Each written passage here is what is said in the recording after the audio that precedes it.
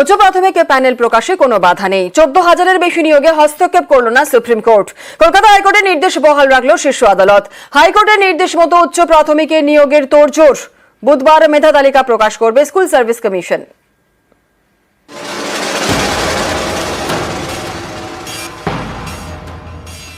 উচ্চ প্রাথমিকে 14,052 নিয়োগে হস্তক্ষেপ করল না সুপ্রিম কোর্ট। কলকাতা হাইকোর্টের পর সুপ্রিম কোর্টেও মিলল নিয়োগের সবুজ সংকেত। মঙ্গলবার শীর্ষ আদালতে শুনানিতে প্রধান বিচারপতি ডিওয়াই চন্দ্রচূড় বলেন, এসএসসি-কে নিয়োগের অনুমতি দিয়েছে কলকাতা হাইকোর্ট। 14,052 পদে নিয়োগে সবুজ সংকেত দিয়েছে। এ নিয়ে আইনজীবী কল্যাণ বন্দ্যোপাধ্যায় বলেন, যেখানে দেখা গিয়েছে কোর্টের নির্দেশে নিয়োগ প্রক্রিয়া বন্ধ থেকেছে, সেই হাইকোর্ট প্রায় 1 যুগ পর নিয়োগের নির্দেশ দিয়েছে। উচ্চ প্রাথমিকের নিয়োগ প্রক্রিয়ার শুরু হয় 2016 সালে। শুরু থেকেই নানা জটিলতায় বারবার স্থগিত হয়ে গিয়েছে উচ্চ প্রাথমিকের শিক্ষক পদে নিয়োগের প্রক্রিয়া। নানা অভিযোগে মামলা হয় হাইকোর্টে। গত 28 আগস্ট উচ্চ প্রাথমিকে 14,052 জনকে নিয়োগের অনুমতি দেয় কলকাতা হাইকোর্ট। 4 সপ্তাহের মধ্যে নতুন করে মেধা তালিকা প্রকাশ করার নির্দেশ দেয় বিচারপতি তপব্রত চক্রবর্তীর ডিভিশন বেঞ্চ।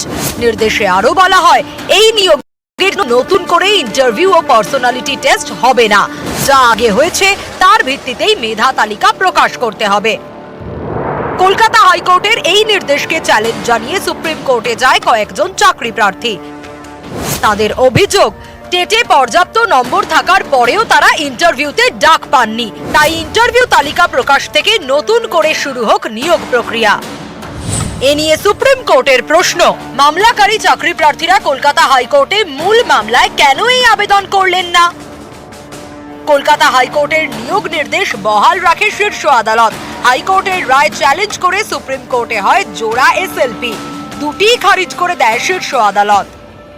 আমাদের সত্যের জয় হয়েছে। মহামান্য হাইকোর্ট নির্দেশ দিয়েছেন তাদের কাউন্সিলিং প্রক্রিয়া সম্পন্ন করার এবং 28 নভেম্বরের মধ্যে সমস্ত চাকরি সুনিশ্চিত করে তাদের জয়েনিং প্রক্রিয়া সম্পন্ন করার। আমরা যতক্ষণ না ওয়েবসাইটে দেখবো ততক্ষণ আমাদের ভরসা নেই। ওয়েবসাইটে দেখবো, তারপরে বুঝবো।